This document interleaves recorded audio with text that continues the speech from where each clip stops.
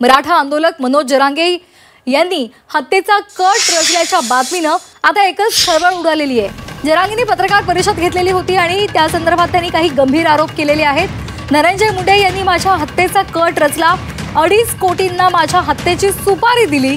मुंडेच हे मुख्य सूत्रधार असल्याचा आरोप जरांगेंनी केलेला आहे।